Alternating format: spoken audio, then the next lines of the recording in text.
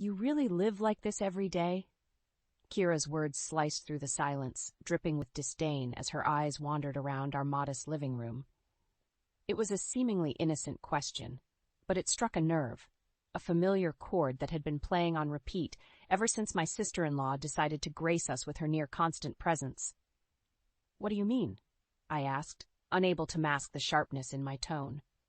The refrain of Kira's disapproval had become a tiresome accompaniment to our otherwise quiet and fulfilling life. "Oh, you know," she waved a hand dismissively, "this whole minimalist thing you've got going on." Her lips curled into a smirk as she plopped down on our worn but comfortable sofa, making herself at home once again, uninvited. I opened my mouth to respond, but Eli cut me off with a gentle hand on my arm. "Kira, we like our home just the way it is," he said in a placating tone as if trying to soothe a wild animal. "It suits our needs perfectly." I bit back the retort that hovered on my tongue, swallowing the bitter words that would only escalate the situation. Eli meant well, but his refusal to confront Kira's entitled and invasive behavior only fueled my resentment. "If you say so," Kira shrugged, reaching for the remote control. "Hey, did you guys get that new cable package? I want to see if they have that home improvement show I was telling you about." Without waiting for a response, she flicked through the channels, her eyes glued to the screen, as if she owned the place. Meanwhile, Eli cast a helpless glance in my direction, silently pleading for me to maintain the peace. But this was our home, our sanctuary, a place where we had planned to welcome our first child into the world, and Kira's constant disruptions were slowly eroding the joy and anticipation that should have filled these moments. I took a deep breath, trying to rein in the storm brewing within me. Confrontation would only breed more chaos, and I couldn't afford to let Kira's negative energy taint the precious time I had left before our baby arrived. So I plastered a smile on my face and excused myself, retreating to the bedroom, where I could escape the suffocating weight of her presence. But as I closed the door behind me, I couldn't shake the feeling that Kira's intrusions were just the beginning, and that far more turbulent times lay ahead. Kira's visits became increasingly frequent, coinciding with every significant milestone in my pregnancy. As my belly swelled with life, her presence seemed to suffocate the joy that should have surrounded this miraculous time. "Oh, good, you're here," Kira exclaimed one afternoon as she barged through the front door, her usual greeting devoid of any genuine warmth. I was worried I'd missed the big event. "Kira, what are you talking about?" I asked, confusion mingling with the all-too-familiar dread that knotted my stomach whenever she appeared unannounced. "The baby shower? Of course." She rolled her eyes as if I were being deliberately obtuse. "I assumed you'd be having one, you know, to celebrate and get all the essentials for the little bundle of joy." I stared at her, dumbfounded. "We're not having a baby shower. Eli and I decided we'd rather keep things low-key and intimate." "Low-key?" Kira scoffed, tossing her designer handbag onto the couch. "How utterly boring. You need to embrace the excitement, Mara. This is a momentous occasion, and you're acting like it's just another day at the office." Before I could respond, Eli emerged from the bedroom, his hair tousled from an afternoon nap.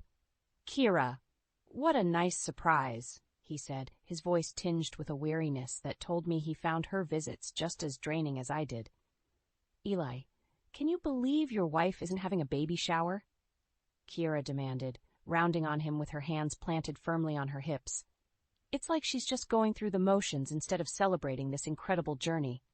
I opened my mouth to defend myself, but Eli beat me to it. "Mara and I discussed it, and we're happy with our decision," he said, trying to placate his sister as he so often did.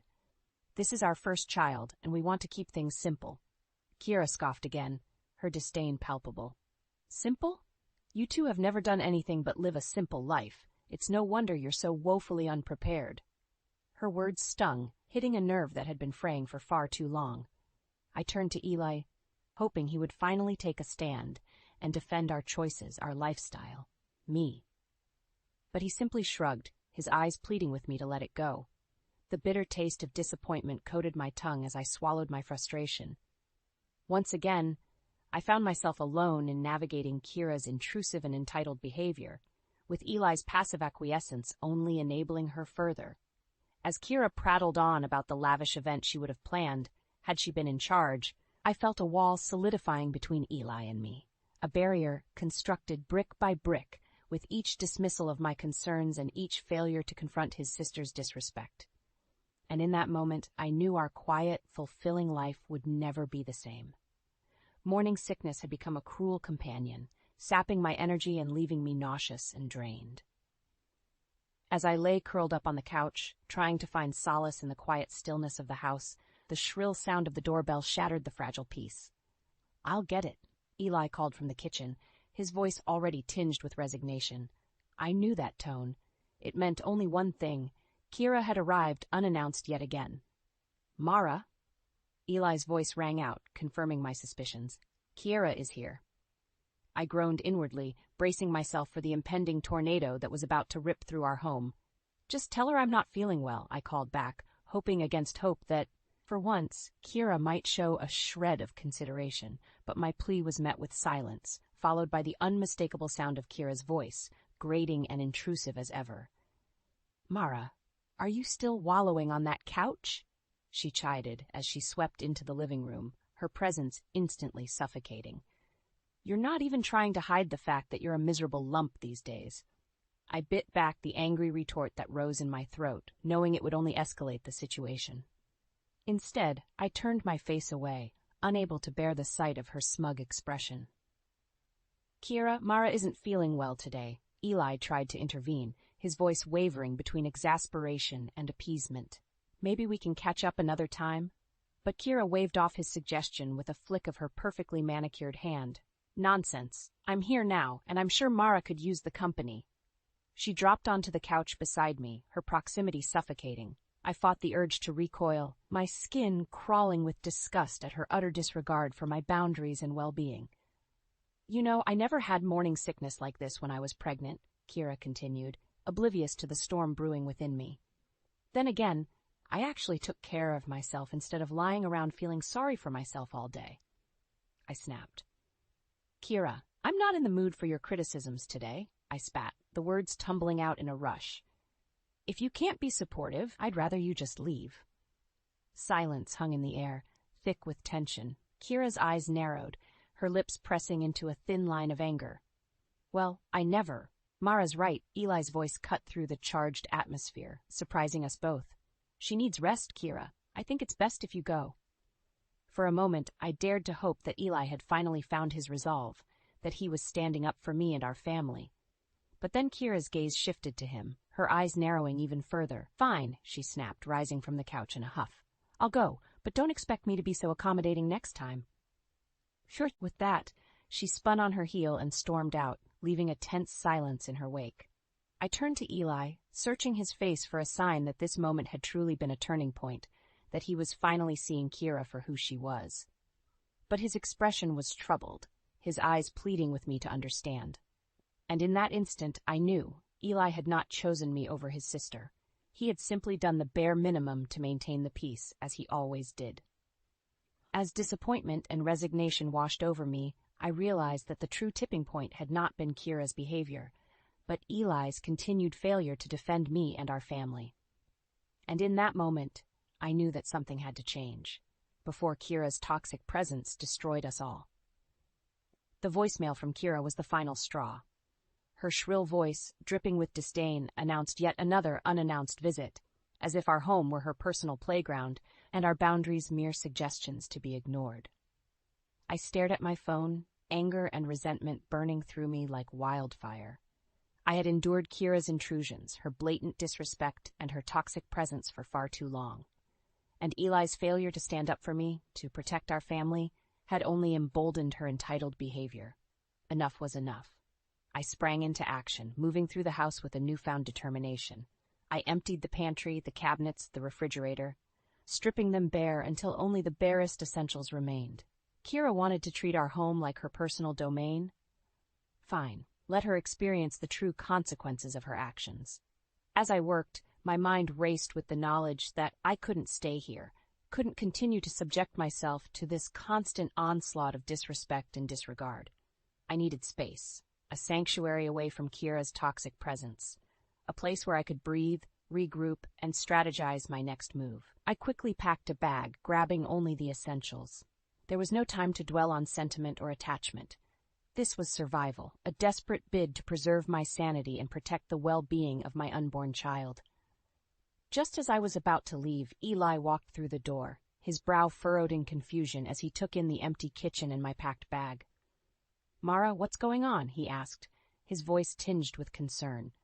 I met his gaze, my resolve unwavering. "I'm going to stay with my parents for a while," I said, the words falling from my lips with a finality that left no room for argument.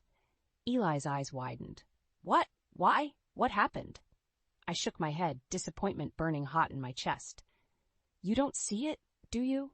You refuse to acknowledge the damage Kira is causing, the way she tramples over our boundaries and disrespects me at every turn. Well, I'm done. I can't keep subjecting myself to this toxic environment." Eli opened his mouth to protest, but I held up a hand, silencing him. "Don't try to talk me out of this," I said, my voice trembling with the weight of my emotions. "I need space, Eli. I need to get away from Kira's constant presence and your refusal to stand up to her. Until you can see the truth and make real changes, I can't be here." With that, I shouldered my bag and pushed past him, my heart heavy with the knowledge that our relationship hung in the balance. But as I stepped out into the crisp evening air, I felt a glimmer of hope. A sense that, by taking this drastic step, I might finally be able to reclaim my power, my dignity, and my life. And if Kira thought her intrusions had been disruptive before, she had no idea what was in store. The game had changed, and I was no longer playing by her rules. As the familiar sights of my childhood hometown rolled past the car window, I felt a weight lift from my shoulders. This is what I needed, a sanctuary away from Kira's toxic presence, a place to regroup and regain my strength. "Mara, honey, are you sure about this?"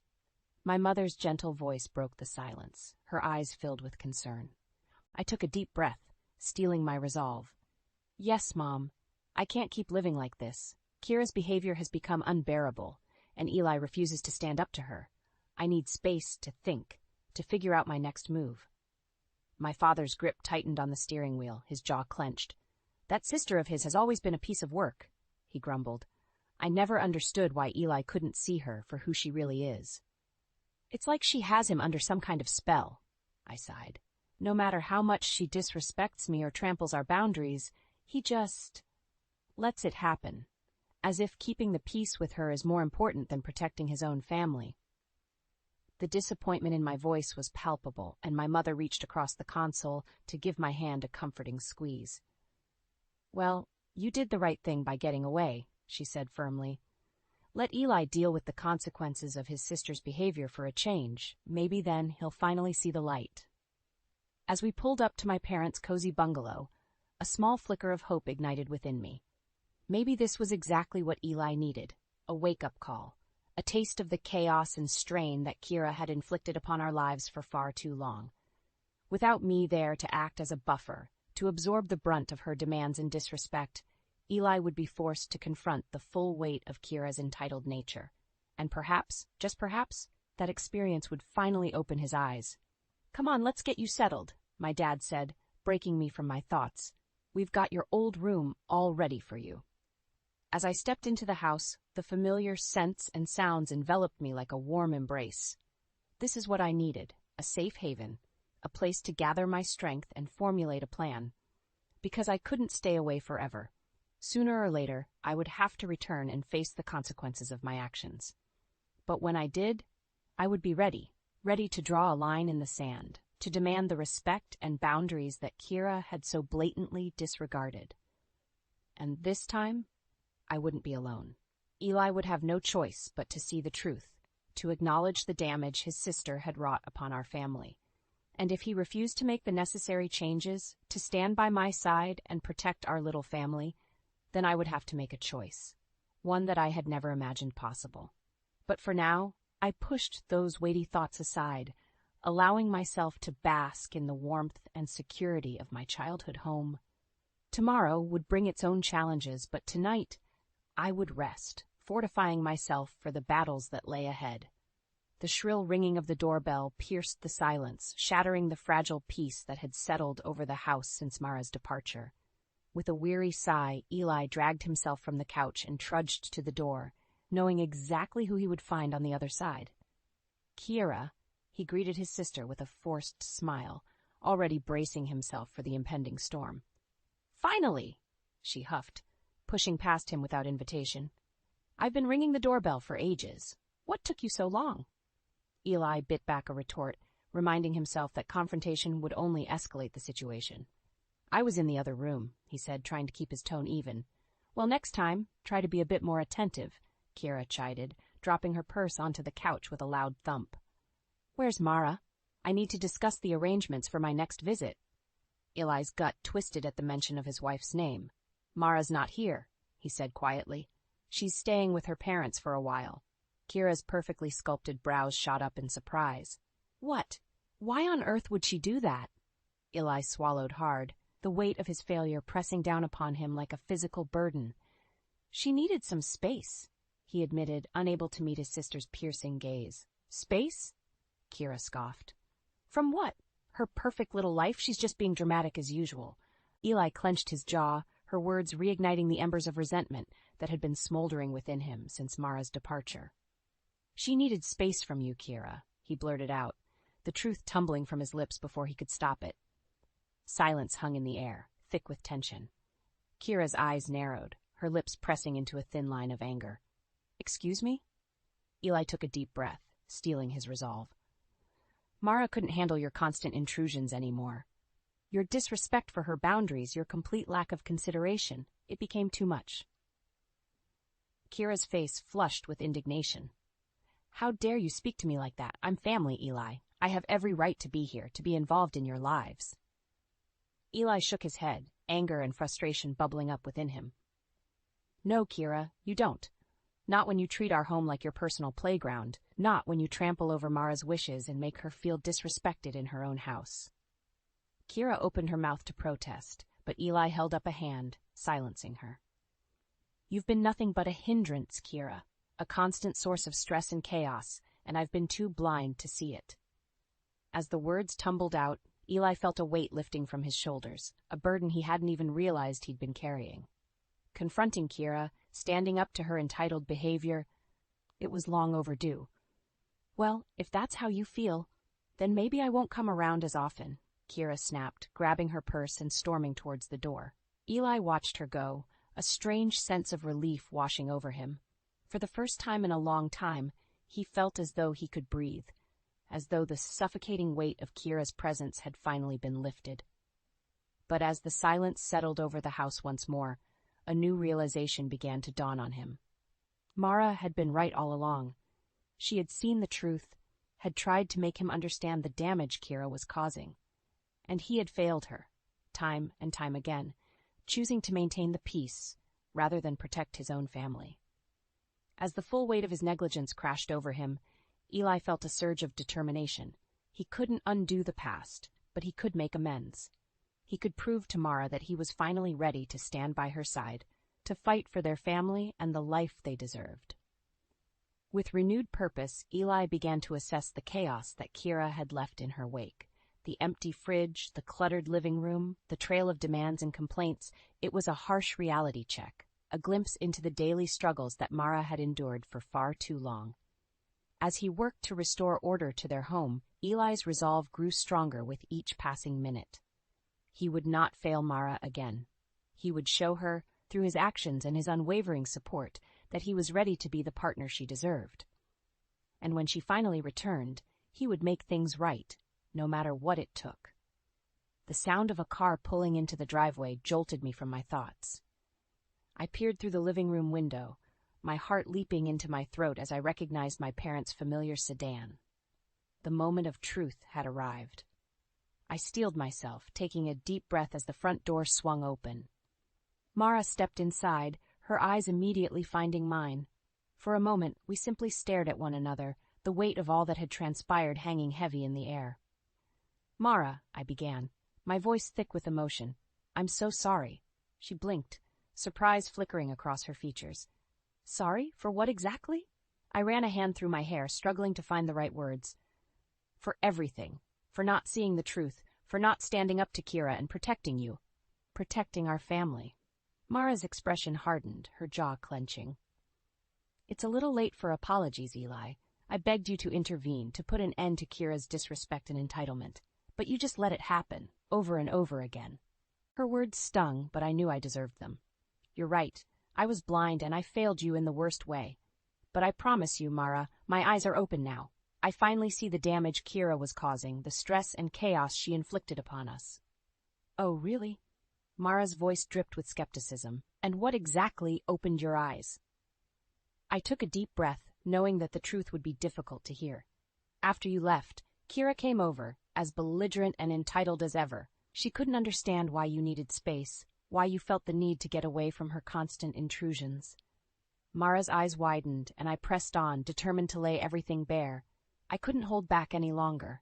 I confronted her, told her the truth about how she had trampled over your boundaries and made you feel disrespected in your own home. You stood up to Kira? Mara's voice was laced with disbelief. I nodded, a sense of shame washing over me.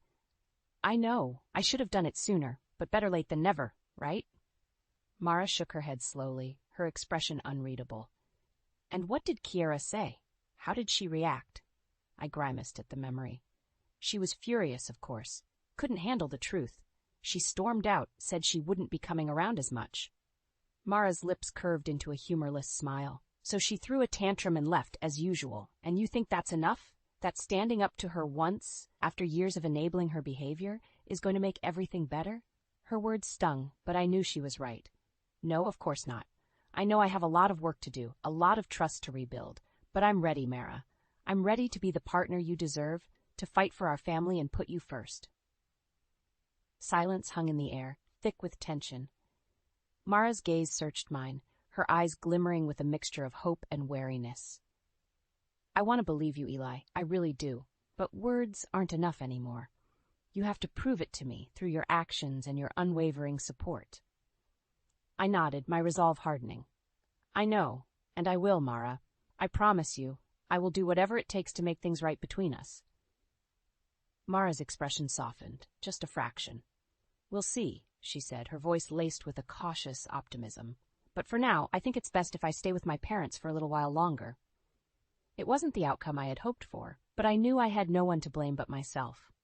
I had allowed this rift to form, had failed to protect my wife and our family. And now I would have to work twice as hard to bridge that divide, to prove that I was ready to be the partner she deserved. As Mara turned and headed back towards her parents' car, I watched her go, a newfound determination burning within me. This was my chance to make things right, to show her that I had truly learned from my mistakes, and I would not squander it. Not this time. The moving truck rumbled down the quiet street, its presence a stark contrast to the tranquil neighborhood. As it pulled up to our new home, a sense of excitement and trepidation washed over me. This was it, the fresh start we had both been craving. You ready? Eli asked, giving my hand a gentle squeeze. I took a deep breath, nodding slowly. As I'll ever be. We had been through so much, our relationship hanging by a thread after Kira's relentless intrusions. But Eli had proven himself, time and time again, standing firm against his sister's entitled demands and prioritizing our family above all else. It hadn't been easy. There were still moments of doubt, flashes of resentment that threatened to reignite the flames of our past conflicts. But we had worked through them, our communication stronger than ever. And now, as we prepared to embark on this new chapter, I couldn't help but feel a sense of optimism. The movers began unloading our belongings, and Eli and I set to work, directing them through the unfamiliar rooms. As we bustled about, a familiar figure appeared on the sidewalk, her stilettos clicking against the pavement. Well, what do we have here? Kira's voice rang out, as grating as ever. I tensed, bracing myself for another confrontation. But before I could respond, Eli stepped forward, his jaw set with determination. Kira, what are you doing here? He demanded, his tone brooking no argument. She scoffed, tossing her perfectly coiffed hair over her shoulder. What do you mean? What am I doing here? I'm family, remember? I have every right to know what's going on in your lives. Eli shook his head, his stance unwavering. Not anymore, Kira. We've moved, and we're not giving you the new address. Kira's eyes widened in disbelief. What? You can't be serious. I am, Eli said firmly. We're drawing a line, Kira. After everything you put Mara through, the constant disrespect and entitlement, we're not letting you back into our lives. Kira's face flushed with anger, her perfectly sculpted features contorting into a mask of fury. How dare you? After everything I've done for you, you're just going to cut me out like this? You did this to yourself, Kira, I chimed in, my voice steady and resolute. We gave you chance after chance to treat us with respect, to honor our boundaries, but you refused, time and time again, and now you have to face the consequences. Kira's eyes narrowed, her lips pressing into a thin line. Fine, she spat. If that's how you want to play it, then good riddance. You'll be sorry when you realize how much you need me. With that, she spun on her heel and stalked away, her heels striking the pavement with an angry rhythm. As we watched her retreating figure, a sense of relief washed over me. We had finally reclaimed our power, our dignity, our lives. Eli pulled me into a tight embrace, his touch warm and comforting. We did it, he murmured into my hair. We stood our ground, and we won. I nodded, allowing myself to sink into his embrace. We did, and now we can start fresh, on our own terms. As we turned back towards our new home, a weight seemed to lift from my shoulders. The future stretched out before us, full of promise and possibility, and for the first time in a long time, I knew that Kira's toxic presence would no longer cast a shadow over our lives. We were free to build the future we deserved, the life we had always dreamed of. And as we stepped over the threshold, hand in hand, I knew that this was just the beginning of our journey. I'm Anna Richardson, 28 years old, and up until recently, my life was a fairy tale. Or so I thought. The memory of my wedding day is still vivid in my mind. My family, although supportive, had reservations. Their biggest concern? Gregory Hartman, my husband, had been divorced once before, and his first marriage had barely lasted a year. Irreconcilable differences, they said. But I was in love, and love, I believed, could conquer all. My father's eyes were moist when he gave me away. Be happy, Anna, he whispered, his voice laced with unspoken worries. Gregory, she's in your hands now. Gregory had smiled, his confidence unwavering. I won't let you down, sir, he had promised. But promises are like glass, easily shattered. This morning, like every morning since our wedding, I woke up to find Gregory's side of the bed cold and empty. I used to wake up earlier to prepare breakfast and see him off to work with a kiss. Now the kisses had stopped, and so had the warm goodbyes. Gregory, breakfast is ready, I called out, forcing cheerfulness into my voice. Yeah, was all he grunted in response, not even glancing my way as he grabbed his coat and headed for the door. The difference was stark. Before marriage, Gregory was attentive, loving.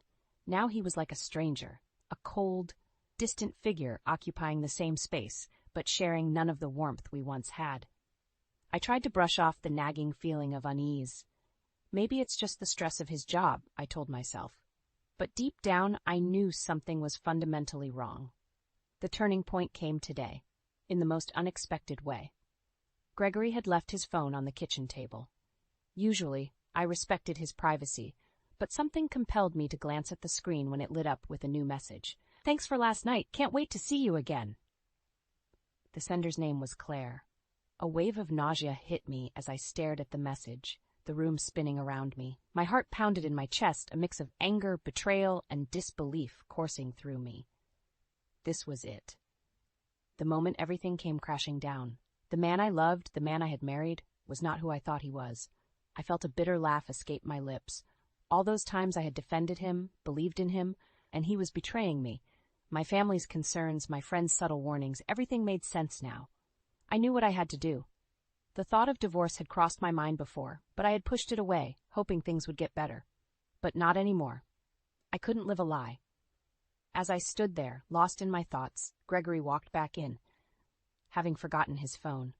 Our eyes met, and for a moment I saw a flicker of something in his eyes. Guilt, fear? It didn't matter. Anna, what's wrong? He asked, his voice tinged with concern that seemed so fake now. Nothing, I replied, my voice steady, just thinking about how things change. He didn't press further, simply grabbing his phone and leaving. But in that moment, I made up my mind. I would confront him, and I would free myself from this sham of a marriage. Little did Gregory know, he had just pushed me to the edge, and I was ready to push back. I sat at my desk, staring blankly at the computer screen. Work used to be a place of solace, a distraction from the growing troubles at home. But today it felt like a cage. My thoughts kept drifting back to Gregory, to that message from Claire, and to the love that once felt so real. It was here, in this very office, where I had first met Gregory Hartman. He was charming, confident, and his laughter was infectious.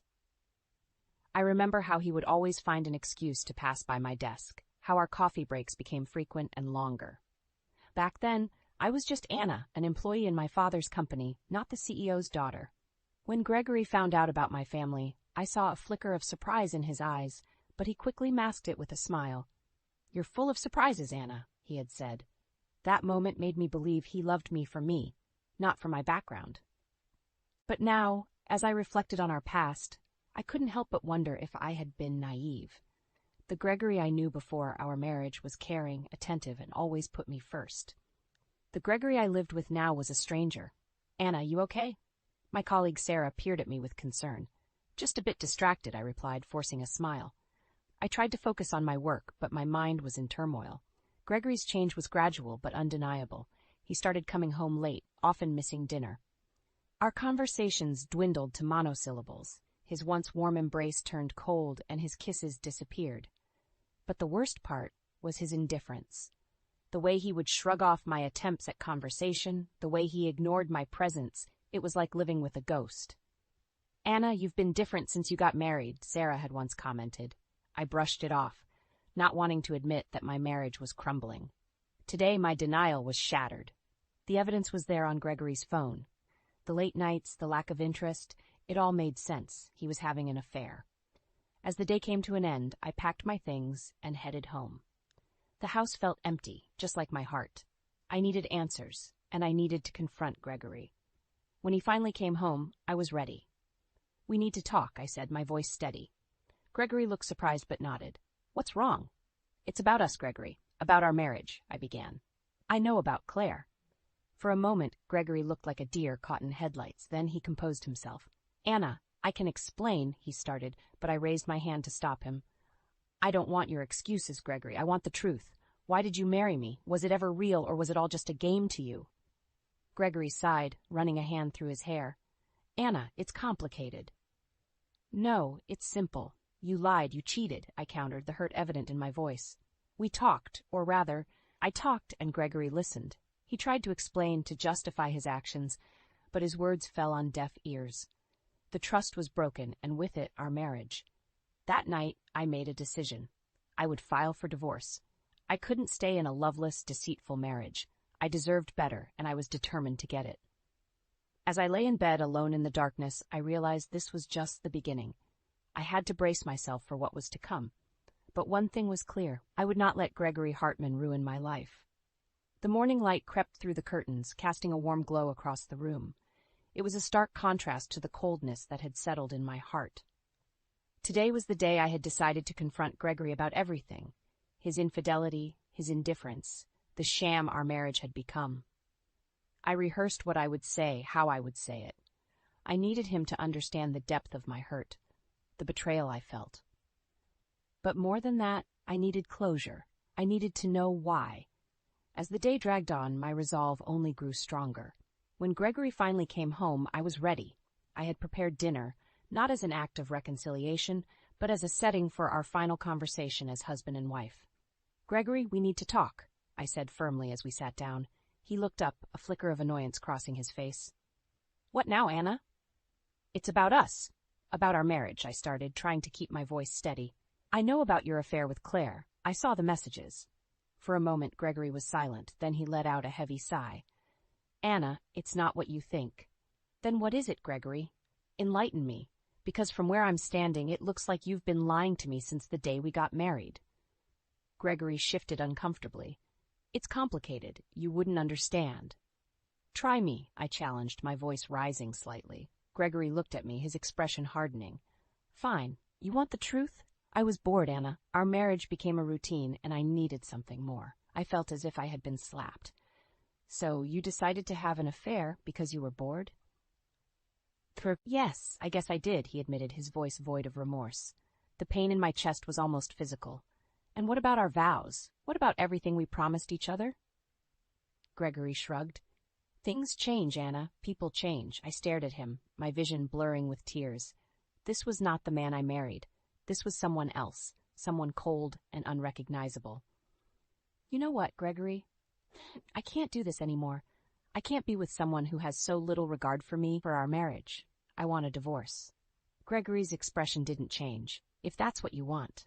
It was said with such indifference it stung more than any argument could. I had hoped for some sign of the man I once loved, some indication that he cared. But there was nothing. That night I lay awake, staring at the ceiling. The reality of what had transpired sunk in. I was going to be alone, divorced at 28. But amidst the fear and uncertainty, there was also a sense of relief. I was finally freeing myself from a loveless marriage. The next few weeks were a blur of paperwork and legal consultations. I moved back into my old room at my parents' house, seeking comfort in the familiarity of my childhood home. My father was supportive, though I could see the worry in his eyes. "You'll get through this, Anna," he assured me. "You're stronger than you think." And deep down, I knew he was right. This was not the end of my story, it was just a new beginning. A beginning where I could find myself again, away from the shadows of a marriage that was never meant to be. As I signed the last of the divorce papers, I felt a weight lift off my shoulders. It was over. I was free. And for the first time in a long time, I felt hope for the future. The world outside seemed to carry on as usual, but for me, everything had changed. The finality of signing those divorce papers marked the end of a chapter in my life. A chapter filled with love turned sour, dreams turned to dust. In the weeks that followed, I found myself oscillating between relief and bouts of sadness. I had been so sure that Gregory was my forever, but now I was starting to rebuild my life without him. Despite the hurt, a part of me yearned for closure. I needed to understand why Gregory did what he did. Why he chose to betray our vows, our love. I needed answers, not for him, but for myself. Driven by this need, I decided to hire a private investigator. It was a drastic step, but the truth was worth it. The PI I hired was a seasoned professional, and within days, he had gathered enough evidence to paint a clear picture of Gregory's infidelity. The report was detailed, complete with timestamps and photographs. It showed Gregory and Claire, his co-worker, together at various locations, their body language unmistakably intimate. My heart ached as I looked at the images, but it also solidified my decision to leave him. Armed with this evidence, I confronted Gregory again. This time, there was no dinner, no pretense of civility. We met in a neutral location, a quiet park where the autumn leaves painted the ground in hues of orange and brown. "Gregory, look at these," I said, handing him the folder of evidence. He flipped through it, his face unreadable. When he finally looked up, his eyes were cold. "What do you want, Anna?" "I want you to admit it," I said, my voice firm. "Admit that you cheated, that our marriage was a lie to you." Gregory sighed, closing the folder. "Yes, I cheated, but our marriage wasn't a lie, Anna. I just needed more." His confession, though expected, still hurt. "More? I gave you everything, Gregory. I loved you with all my heart. And I appreciated that," he said, almost too casually. "But sometimes love isn't enough." His words cut deep, but they also brought clarity. This was who Gregory was, a man for whom love was a convenience, not a commitment. "I hope one day you realize what you've lost," I said, standing up. "Goodbye, Gregory."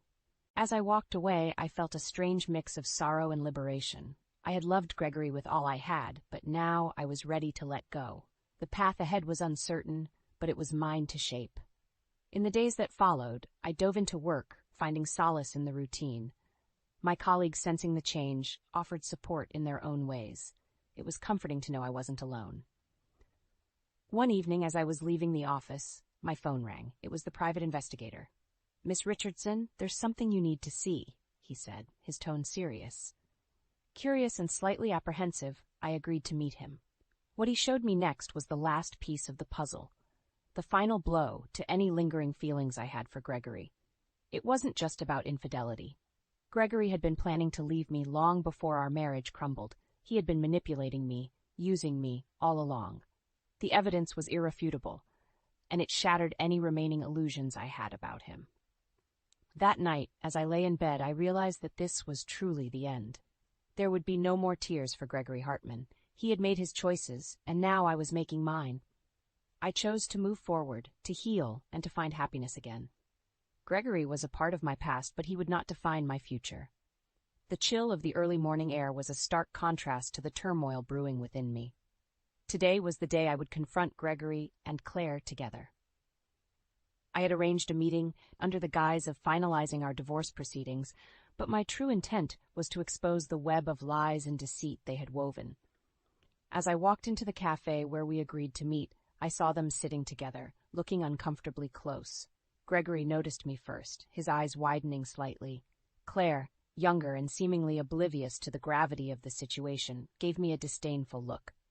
"Thank you for coming," I began, my voice steady despite the storm inside. "I think it's important we all understand the situation clearly." Gregory cleared his throat. "Anna, I've already agreed to the divorce terms. There's no need for further discussion." I smiled, a bitter, humorless smile.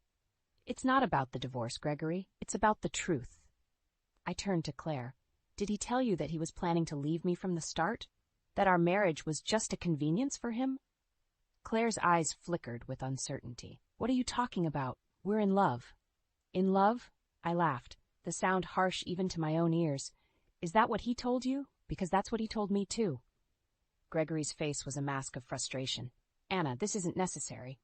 "Oh, but it is," I countered. "You see, I've learned a lot these past few weeks, about both of you." I laid out the evidence the private investigator had gathered, photos, messages, all painting a clear picture of their affair. But more than that, the evidence showed how calculated Gregory had been, how he had used me, used his position at my father's company to further his own agenda. Claire's face paled as she looked through the evidence. This isn't what you told me, Gregory." Gregory was silent, his usual eloquence gone. He had been exposed, and he knew it. "You see, Claire, Gregory is a master at manipulation," I said, my voice cold. "He doesn't love, he uses people. And once he's done, he discards them." Claire looked between me and Gregory, her expression one of dawning realization and horror. "And you, Gregory," I turned to him, "you've lost everything. Your wife, your lover, your position at the company. Was it worth it?" Gregory's gaze was unfocused, his usual composure shattered. I didn't think." "That's right. You didn't think," I interrupted. "You didn't think about the consequences, about the people you hurt. But now, you have to live with those choices." With that, I stood up, my heart still aching, but my spirit unbroken. "Goodbye, Gregory. I hope one day you understand the damage you've done." As I walked out of the cafe, the morning sun broke through the clouds, casting a warm, golden light on the world. It was a new day, a new beginning, and for the first time in a long time I felt a sense of peace. Gregory and Claire's voices faded behind me, their words inconsequential. I was moving on, leaving the past and its pain behind. The road ahead was uncertain, but I was ready to face it, ready to rebuild my life, one step at a time. In the days that followed the cafe confrontation, a sense of calm settled over me. It was as if facing Gregory and Claire, seeing their reactions to the truth, had lifted a heavy burden from my shoulders. My heartache didn't vanish, but it transformed, becoming a source of strength rather than a weakness. The legal proceedings for the divorce moved quickly, given the evidence of Gregory's infidelity. It was a straightforward case, and soon I was officially free from the man who had turned my life upside down. Along with the decree came a sense of vindication. Gregory was ordered to pay a significant sum in alimony. It wasn't about the money for me, it was about him facing the consequences of his actions. Meanwhile, Claire faced her own repercussions. Word of the affair and the evidence I had gathered spread through the company. Claire's parents, deeply embarrassed by their daughter's involvement in such a scandal, reprimanded her severely. Her colleagues, who once respected her, now looked at her with disdain. She offered her resignation, unable to bear the weight of judgmental stares and whispers. As for Gregory, his downfall was swift and severe. My father, upon learning the full extent of his betrayal, was furious. He had welcomed Gregory into our family, into his company, only to be repaid with deceit. There was talk of firing him, but before any official action could be taken, Gregory resigned. The shame and guilt were too much for him to bear. I watched these events unfold from a distance, feeling a mix of pity and relief. pity for the pathetic end to Gregory's schemes, and relief that I was no longer part of his twisted world. My family was my rock during this time. They welcomed me back with open arms, offering comfort and support as I healed. My job at the company provided a much-needed distraction, and my colleagues' kindness reminded me that I wasn't alone in this journey. Life was slowly getting back on track. I found joy in small things: coffee with friends, quiet evenings with my family, the sense of accomplishment after a productive day at work. The pain of the past was still there, but it was no longer all-consuming. One evening, as I sat on the porch watching the sunset, my father joined me. He put an arm around my shoulders, a silent show of support. "You've handled everything with such grace, Anna," he said softly. "I'm proud of you." I leaned into his embrace, feeling a surge of gratitude. "Thanks, Dad. I couldn't have done it without you and Mom. You're stronger than you think, Anna. And remember, this experience doesn't define you. It's just a part of your story." He was right. This experience, as painful as it was, had taught me a lot about myself, about resilience and forgiveness. It was a part of my story, but it wasn't the whole story. As the sky turned a deep shade of orange, I made a silent vow to myself. I would move forward, embrace life, and open my heart to new possibilities. The future was uncertain, but it was mine to shape. The days turned into weeks, and slowly the scars of my past began to heal. The journey wasn't easy. There were moments of doubt and pangs of loneliness, but with each passing day, I grew stronger, more resilient. My life had taken an unexpected turn, and in the process, I had discovered a strength I never knew I had. The experience with Gregory, as painful as it was, taught me invaluable lessons about trust, love, and self-worth. I learned that love should never be taken for granted, nor should it be a one-sided sacrifice. I understood the importance of mutual respect and the courage it takes to walk away from a situation that no longer serves you. Most importantly, I realized that my happiness and well-being were in my own hands. As I moved forward, I found comfort in my work, joy in the company of friends and family, and peace in my own solitude. The world, once gray and bleak, was now full of color and possibilities. Occasionally, I would hear news about Gregory. He had moved to another city, a shadow of the man he once was. There was a part of me that felt sorry for him, but I knew that our paths were never meant to cross again. Claire, too, had moved on, finding a new job in a different company. I hoped that she, too, would learn from this experience and find a better path in life.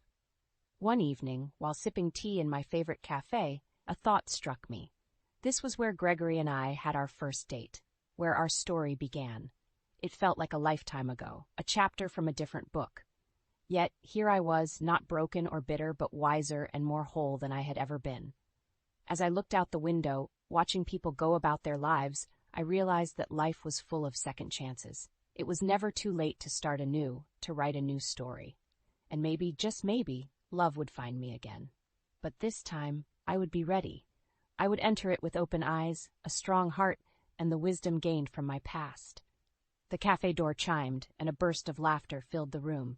Life was moving on, and so was I. With a smile, I turned my gaze back to the bustling street, my heart filled with hope for what the future might hold.